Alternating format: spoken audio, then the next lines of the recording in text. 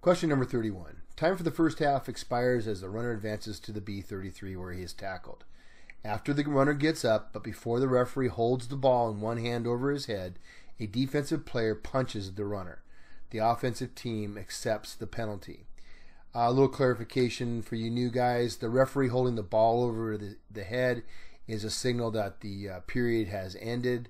That's not really that important in this case, other than the fact that it is the end of the half. So this is a dead ball foul. And 336 says if a dead ball foul occurs after time expires for any period, the penalty should be measured from the succeeding spot. Okay, so the succeeding spot in this case would be the second half kickoff.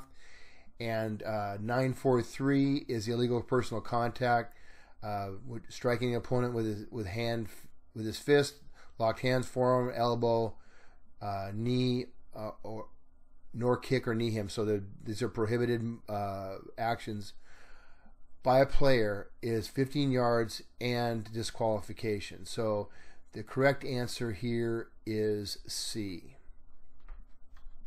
Question 32.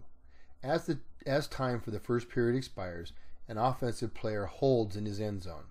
The defense accepts the penalty and scores a safety. The period is extended by an untimed down, and the offensive team kicks off from its 10-yard line as part of the first quarter. Okay, there's a couple of things wrong here. Let's look at the rule regarding extension of the period. Period shall not be extended for an untimed down if during the last time down one of the following occurs. And you can see here fouls for which enforcement by rule it results in a safety. So we're not going to extend the period. The idea that we're going to tack on the 10-yard penalty for the hold onto the kickoff is erroneous. The enforcement of this foul is the safety, not 10 yards. Okay, so this is faults on top of faults. And remember, it's a safety because 852C says it is a safety when a player on offense commits any foul for which the penalty is accepted and the enforcement is from a spot in his end zone. Okay, so this is false. Question 33. The following is true regarding authorized team conferences. Now, team conferences are what we generally refer to as timeouts. When you see that word conference, we're referring to a timeout. So if we look at 262, there are two types of authorized team conferences. Outside the 9-yard marks, and remember the 9-yard marks are the bottom of the numbers. Okay, so if we look at this diagram here, this is the 9-yard mark. So anything below this area, one or more team members and one or more coaches directly in front of the team box. They can have, so there's multiple coaches, multiple team members. The whole team can huddle around the coach in those outside the 9-yard mark conferences. Between 9-yard mark conferences, only one coach can be on the field and no more than 11 players.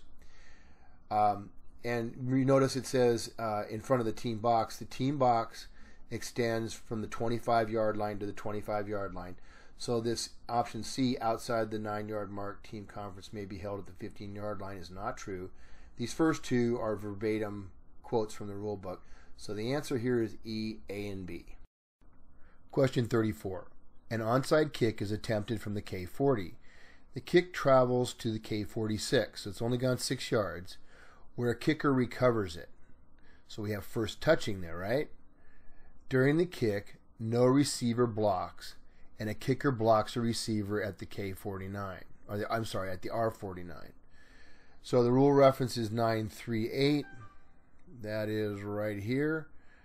No member of the kicking team shall initiate contact to block an opponent on a free kick until the legal kick has traveled 10 yards. The kicking team is eligible to recover a free kick ball, or the receiving team initiates a block within the neutral zone. So basically K cannot block R until one of these things has happened. Okay, none of those things have happened. So this is an illegal block by K. When the K recovers it at the K46, that's going to be R's ball because it hasn't gone 10 yards. That's first touching. So there's two options here. They can K can force R can force K to re-kick from the K30, or they can take the ball at the K46. We'll mark off 10 yards for the illegal block, and then it'll be R's ball. So more than likely they're going to choose A, but the answer is either A or B. Answer D. A 3rd and 5 at the A27. An eligible receiver catches a legal forward pass at the A37 and runs to the A45 where he is tackled. During the run, an offensive player holds a defensive player at the A40. Enforcement spot is... Okay, guys, so this is an enforcement spot question, and we get back to running plays and loose ball plays. Now, the term loose ball play, running play, does not mean a loose ball down or a running down. It simply refers to action during a down. So we can have multiple occurrences of a run, we can have multiple occurrences of a loose ball, and we can have combinations of run and loose ball. And so what we have to determine is what the type of play was occurring when the foul occurred. That's the key. So in this case, we have a forward pass, so that's a loose ball play. And then the reception and the subsequent run, now we've got a running play. During the running play, an offensive player held at the A40. So normally our enforcement spot on a running play is the end of the run, which is the I think it's the A45, right?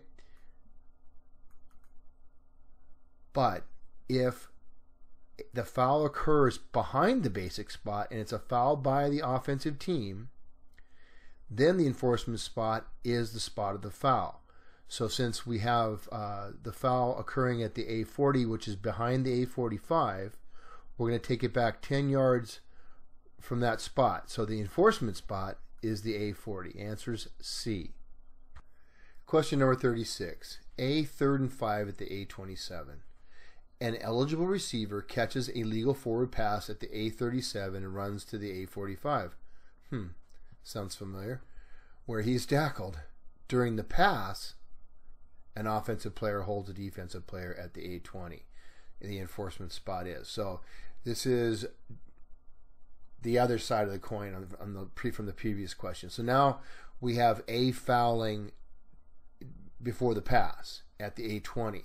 So loose ball play, okay, enforcement spot is the previous spot unless A fouls behind the basic spot. So the enforcement spot is the basic spot.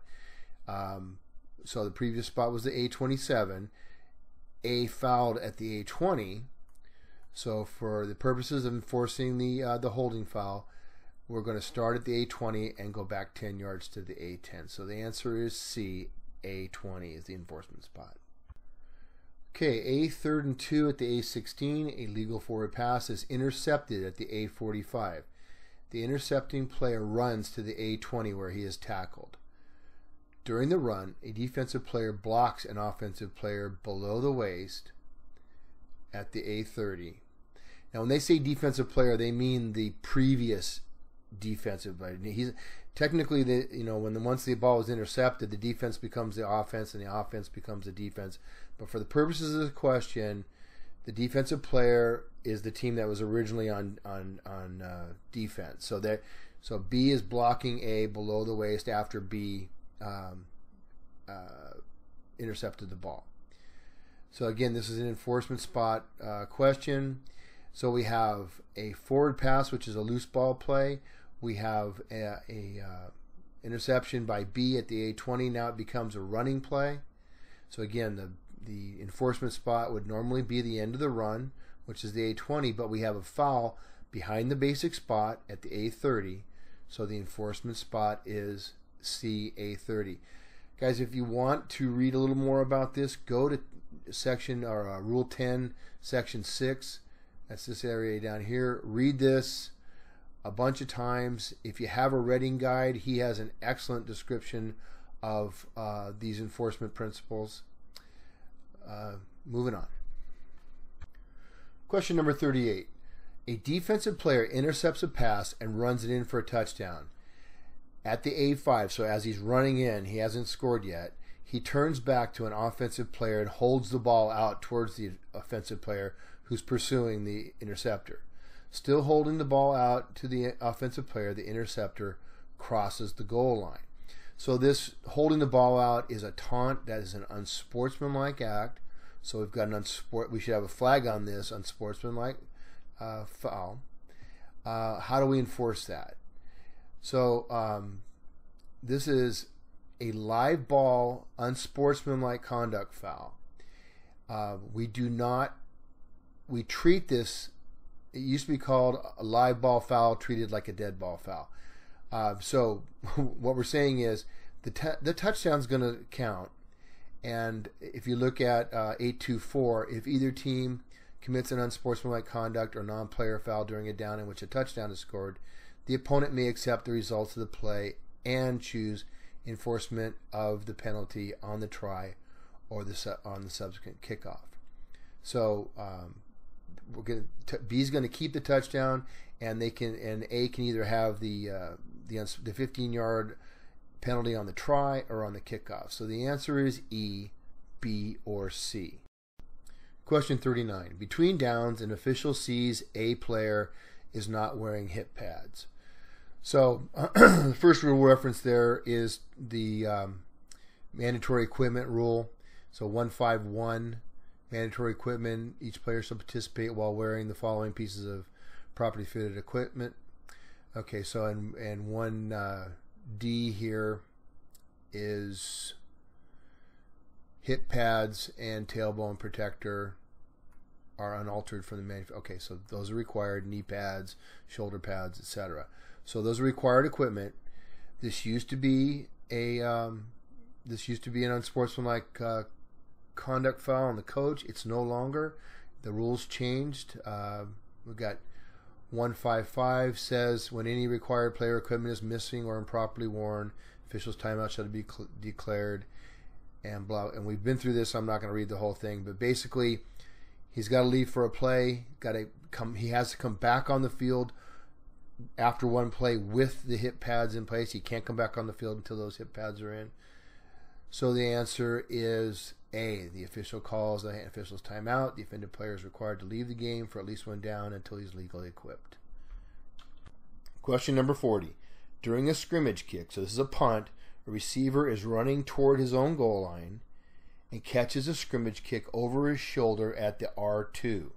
He runs into his end zone where he fumbles the ball. The ball rolls over the sideline out of the end zone. Is this a touchdown for K?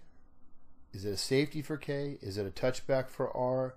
Or do we have R first and 10 at the R2?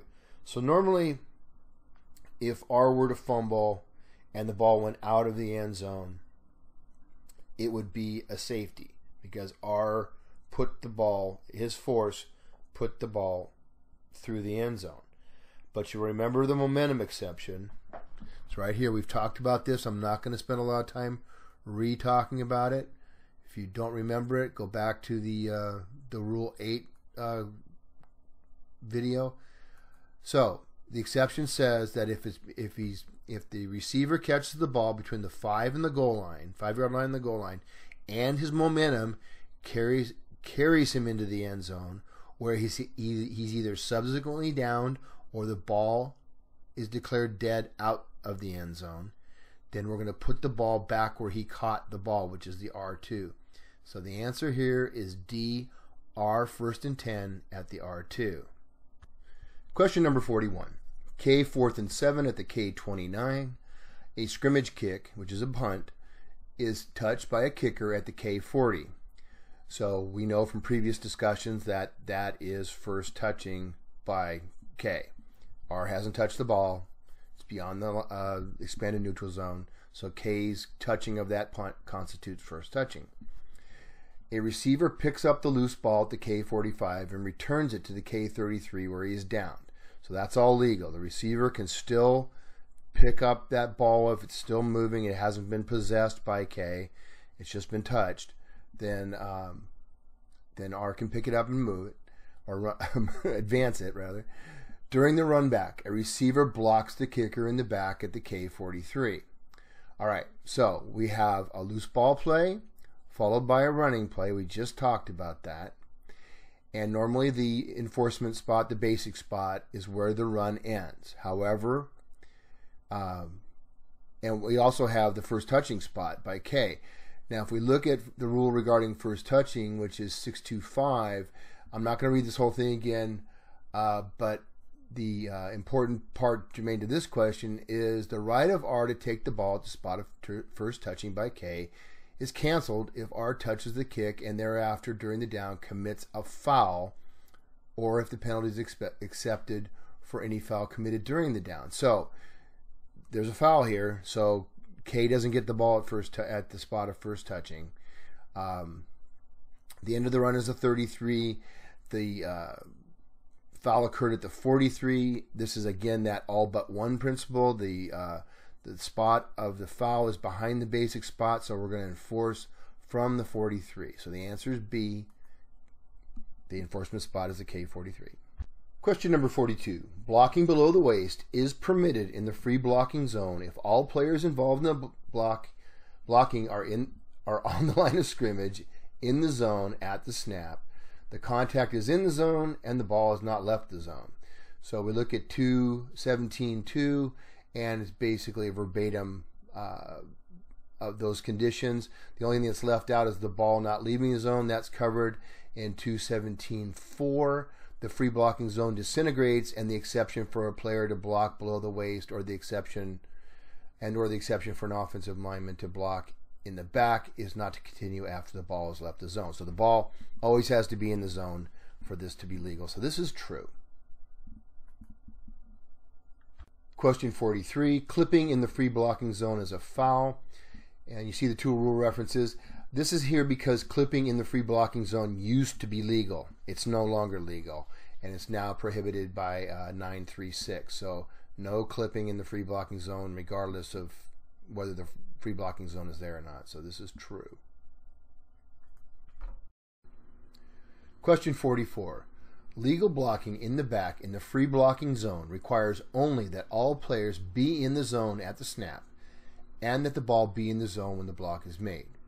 And the rule reference is 217-3 and 217-4. So let's take a look at 217-3. It's right here. Blocking in the back is permitted in the free blocking zone when the following conditions are met: by offensive linemen who are on the line of scrimmage and in the zone at the snap, against defensive players who are in the zone at the snap and the contact is in the zone. Also, 217-4 says the free blocking zone disintegrates, and the exception for a player to block below the waist and or the exception for an offensive lineman to block in the back is not to continue after the ball has left the zone. So looking back at this question, legal blocking in the back in the free blocking zone requires only that all players be in the zone at the snap and that the ball be in the zone when the block is made. They left out one thing, and that is that the offensive linemen have to be on the line of scrimmage. Okay? So, offense on the line of scrimmage in the zone. Remember, it only goes 4 yards either side of the ball. So even if they're on the line of scrimmage and are outside that 4-yard zone, they can't block below the waist. Once the ball leaves the zone, the zone disintegrates. If the ball comes back into that zone, it doesn't matter. They cannot block below the waist. Okay, so this question is false. Question number 45. The free blocking zone is a rectangular area extending laterally 4 yards either side of the middle of the offensive line and 3 yards behind each line of scrimmage. And 217-1 defines the free blocking zone. And this is sort of true, but it's not exactly true. So you can see extends laterally 4 yards either side of the spot of the snap, which typically would be the middle of the offensive line, right? But might not be. So again, just 4 yards either side of the ball is an easy way to remember this, and it does extend 3 yards behind each line of scrimmage. So this is false because of the It's saying the middle of the offensive line, but it's almost true. Question 46. A player or other person is out of bounds when any part of the person is touching anything that is in or outside the sideline or the end line. So rule reference is 229-1. If you look at 229-1, we see a player or other person is out of bounds when any part of the person is touching anything other than another player or game official that is on or outside the sideline or the end line. So this is false because obviously if you're touching a player who happens to be out of bounds, but you're not out of bounds, you aren't out of bounds. So this is false.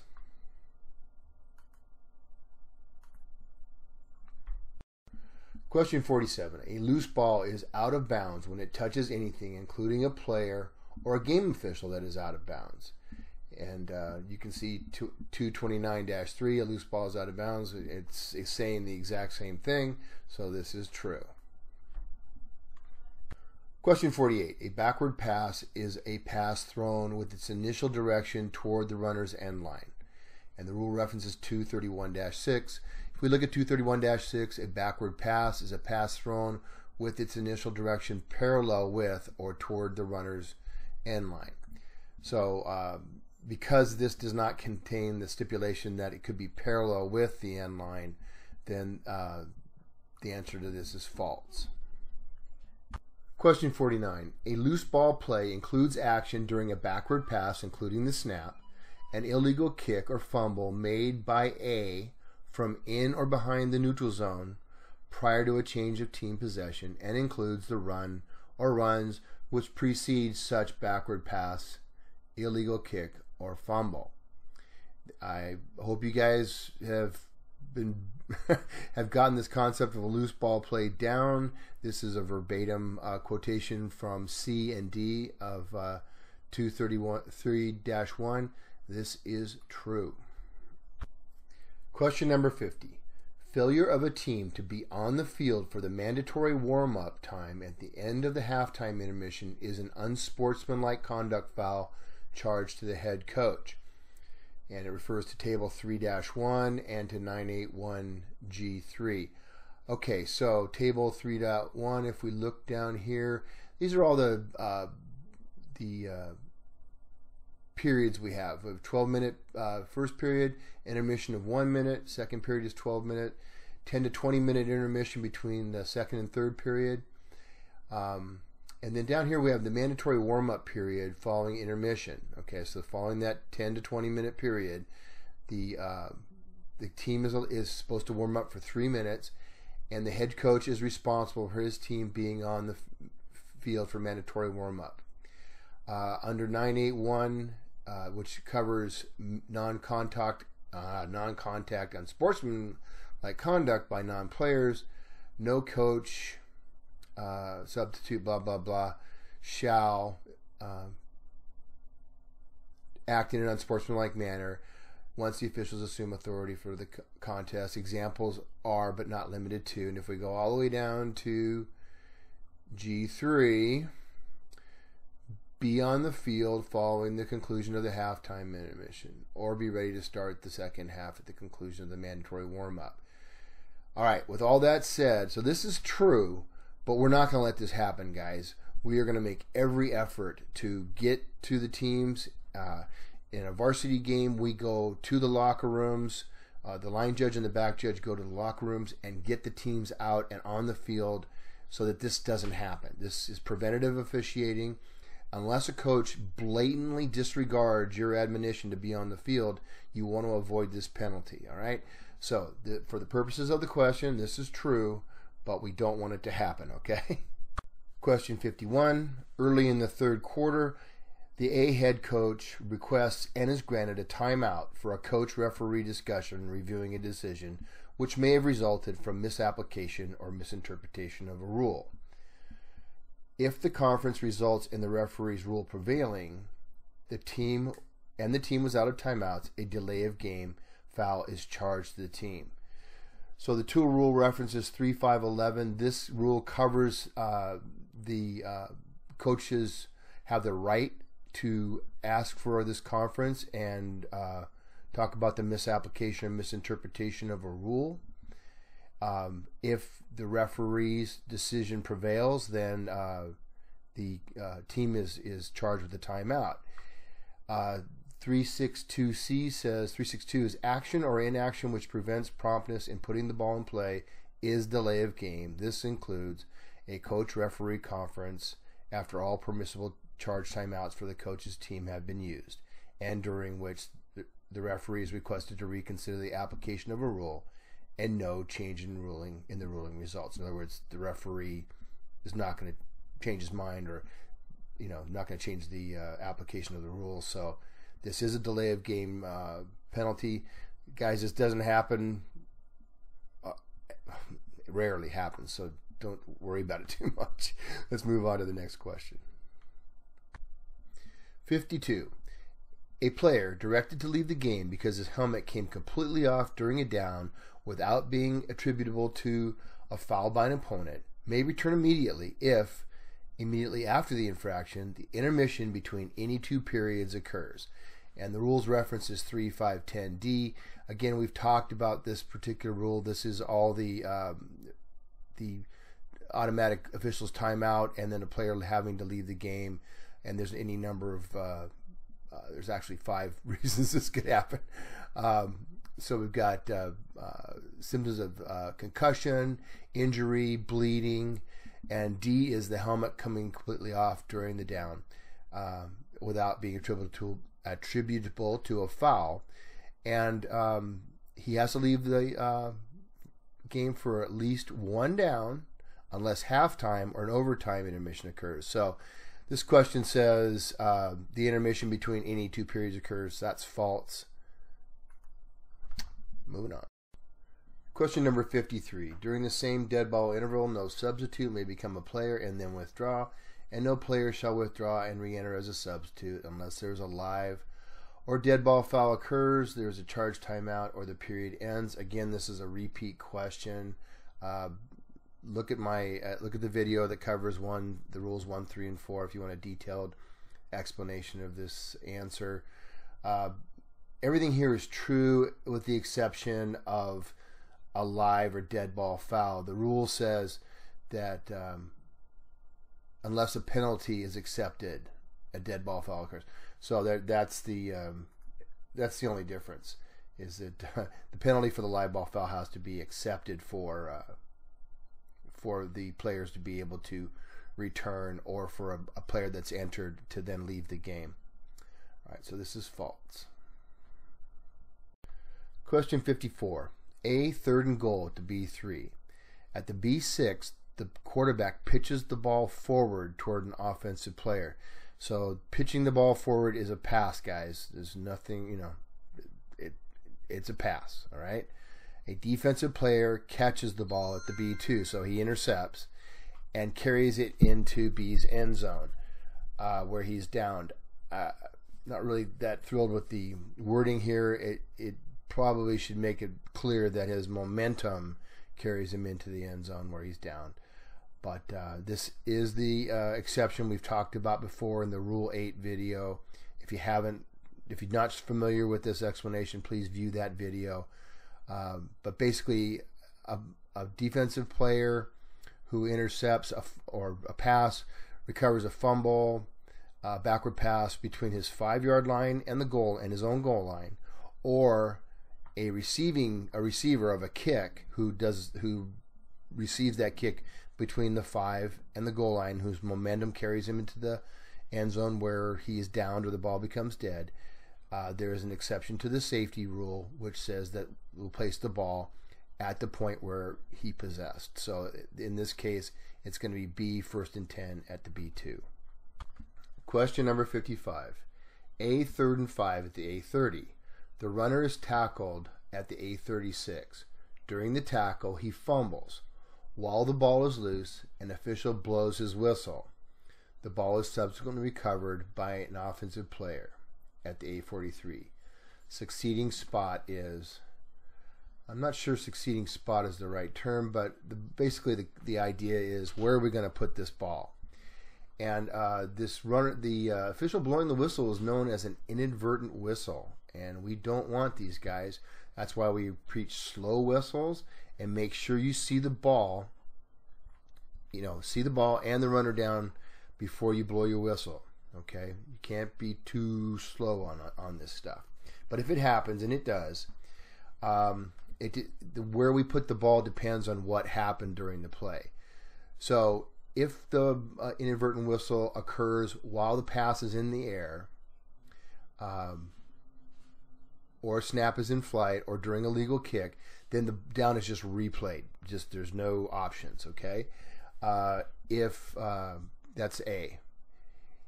If the team in possession can choose either the results of the play at the dead ball spot, so it's where the ball was when the inadvertent whistle was blown.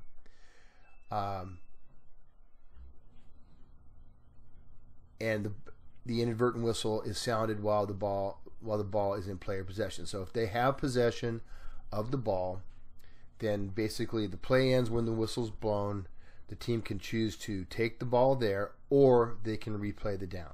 Okay, that's the option if there's possession. If there's a penalty before the inadvertent whistle, then the inadvertent whistle doesn't matter. The penalty takes precedence, and the penalty will be administered. Okay. The last thing we want to talk about is an inadvertent whistle while the ball is loose. So B says the team last in possession may choose to either put the ball in play where possession was lost, so that'd be where the fumble occurred, or replay the down. If during a down in which a penalty for a foul is declined, an inadvertent whistle is sounded while the ball is loose, following a backward pass, fumble, illegal forward pass, or illegal kick. So in this case, we have that situation. Ball's loose, inadvertent whistle is sounded, and so the A could take the ball at the A30 or the A36. They would more than likely take it at the A36 since that gives them a first down. The answer here is D, A or B. Question 56. K, free kick K at the K40. In an onside kick attempt, the kicker kicks the ball directly into the ground.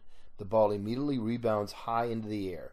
A receiver is in a position to catch the ball at the R47, but a kicker steps in front of the receiver and recovers the ball. So this again is a repeat question. The act of driving the ball immediately into the ground, and basically the ball going into the air. We've determined higher than the over the players' heads is considered a pop-up kick. Pop-up kicks are illegal according to 6.1-11, and you can see from the penalty table it's a free kick infraction and it's a dead ball. So if this happens in a game that you're doing, you want to kill the play immediately. Do not let this type of action that's described here go on. All right, so the answer is C. Question number 57. K, 4th and 15 at the K20. A scrimmage kick is blocked. A kicker catches the kick at the K11 and runs to the K38 where he is downed. Is it K's ball 1st and 10 at the K38 or R's ball 1st and 10 at the K11 where K11 recovered the kick? Okay, let's look at 6.2.3. Any K player may catch or recover a scrimmage kick while it is in or behind the neutral zone and advance unless it is during a try. So it doesn't have to be blocked. In this case, it is blocked. But any scrimmage kick that does not make it past the neutral zone can be advanced by K. And if you want an example of how that could happen, it happened to me. The punter muffed the snap, ran backwards, scrambled to avoid being tackled, was probably 25 yards behind the line of scrimmage. In desperation, he kicked the ball maybe about 15 yards, and one of his players caught the ball in the air, ran the ball probably 60 yards down the field, and I blew the whistle as soon as he touched it. And that's an inadvertent whistle, And I learned that K can I learned the hard way. K can advance when the ball is behind the neutral zone. So the answer here is K, 1st and 10 at the K38. Question number 58. A receiver shall not give an invalid fair catch signal, and a runner shall not give an illegal fair catch signal. So what's the distinction here? An invalid fair catch signal is a signal by any member of the receiving team before the kick is caught or recovered, and that does not meet the requirements of a valid signal. B, after the kick has touched the receiver, or C, after the kick has touched the ground. So they cannot signal for fair catch once the ball has hit the ground or touched the receiver. And the signal has to be a valid signal, which is the arm extended over the head and waving side to side. Now, an illegal fair catch signal is a signal that is done by the runner. So this is a person that already possesses the ball. Remember, what's a runner? A runner is a player who is in possession of a live ball or is simulating possession of a live ball. So the difference here is that once they have the ball and they signal, it's illegal. Before the ball is caught, it's invalid. Okay, and they're both illegal, and they both carry a penalty. So the answer to 58 is true.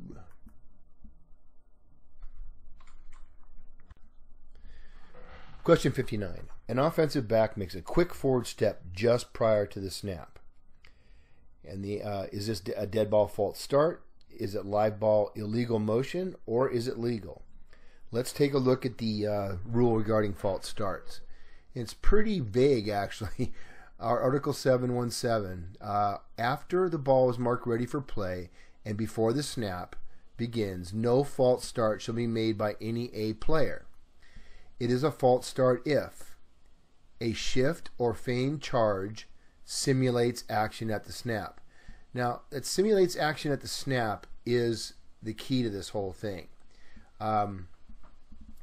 So this offensive back making a quick forward motion, obviously he's allowed to go into motion if he doesn't simulate action at the snap. Now, this quick forward step happens just prior to the snap, so it would be hard to make a case that he was going in motion, and the quick part of it, again, simulates action at the snap. So that would be a false start, and all false starts are dead balls. Other actions that could simulate action at the snap would be a lineman lifting up from his stance, his head jerking up, quarterback hard counting, going down hard as if he's about to take the snap. Those are all actions that simulate action at the snap. And so for the purposes of this question, the answer is A. We're going to talk a lot about false starts, so if this doesn't make a lot of sense to you, don't worry about it. Look at some of the other things that are false start. Snapper lifts the ball or illegally rotates the ball. Okay, so if the snapper lifts that ball up, it's a false start. Snapper removes his hands from the ball, simulates a snap, does not pause, following adjustment, lifts, or moves the ball. So we allow the snapper to adjust the ball slightly to get it in a position that where he can snap it, but we do not allow him to put his hands on the ball and then remove his hands from the ball, to do any kind of jerk motion and then stop that simulates a snap, or if he just goes straight up, crouches down and snaps the ball with no pause, that is also a false start. All right. Question 60. Question 60. 4th down. The punter is in position 7 yards behind the line of scrimmage, in possession to receive the long snap. On the line of scrimmage are 3 K players numbered 50 through 79 and 4 K players numbered 80 through 99. legal formation, true or false. All right, so this is gonna hang with me, guys. So in any formation, there is a requirement that at the snap, at least 7 players shall be on the line of scrimmage, and at the snap, at least 5 players on the line of scrimmage are numbered 50 through 79. Now you can see there are only 3 in this question. So we've got an illegal formation so far. There is an exception on 4th down or during a kick try when A sets or shifts into a scrimmage kick formation. Any A player numbered 1 to 49 or 80 to 99 may take the position of any A player numbered 50 to 79. So they're allowed to use players that aren't numbered 50 to 79 when they're in a scrimmage kick formation or during a try. So what is a scrimmage kick formation? So they notice that the question says the punter is in position 7 yards behind the line of scrimmage. A scrimmage kick formation is one in which no player is in position to receive a hand-to-hand snap from between the snapper's legs at the snap. Either a player is in position with his knee on the ground, 7 yards or more behind the line of scrimmage, in a position to be holder. So this is describing a field goal. A player is 10 yards or more behind the line of scrimmage in position to receive the long snap. So this is a punt. So you'll notice that the punter is in position 7 yards behind the line. So the numbering exception for the 4th down does not apply here. So this is not a legal formation. This is false.